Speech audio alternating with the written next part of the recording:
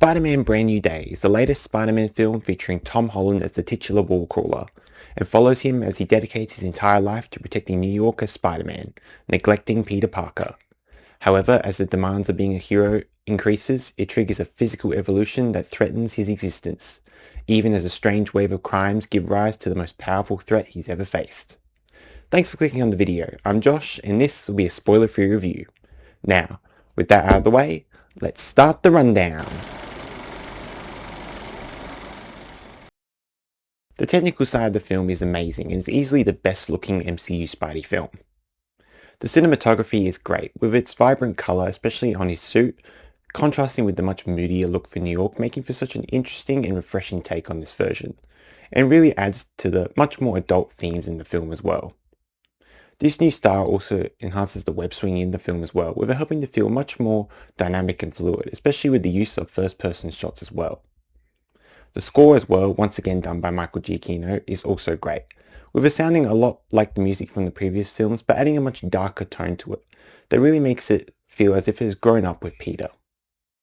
The action and set pieces are also easily the best of Tom's films, with the heavier focus on using practical effects rather than CGI, which not only adds to the dynamism I mentioned earlier, but make these feel a bit more real and believable, and just make them all the better. I also can't forget to mention Spider-Man's new suit in the film, which is easily the best of Tom's suits, with it being extremely comic accurate, like it was ripped straight from the comics, whilst also being its own spin that takes inspiration from the other live-action suits, especially Tobey and Andrew. They make it a one-of-a-kind. The writing in the film is spectacular, and is easily the best written of Tom's films. The film strips away the multiverse shenanigans from No Way Home and gives us a grounded street-level story, which is a style of story Tom's Spider-Man has been sorely lacking. This change helps to make the stakes feel a lot more personal and just really helps you to connect with Peter even further. The film also really captures Peter's classic struggles of trying to balance everyday life and his responsibilities as Spider-Man, the likes of which we haven't seen since Tobey Maguire's films, and really makes it feel a lot more like a classic Spidey story. The film is also packed to the brim with characters, from new and old side characters to other Marvel heroes like Hulk and Punisher.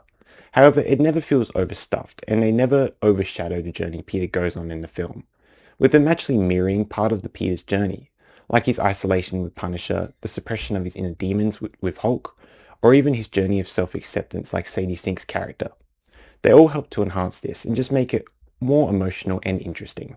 Hey there, quick pause. If you're enjoying the video and want to see more, if you haven't done so already, make sure to hit that subscribe button so you can stay up to date with all my latest videos. Thank you, and now let's get back to the video. The acting as well is sensational, with everyone giving such great performances throughout.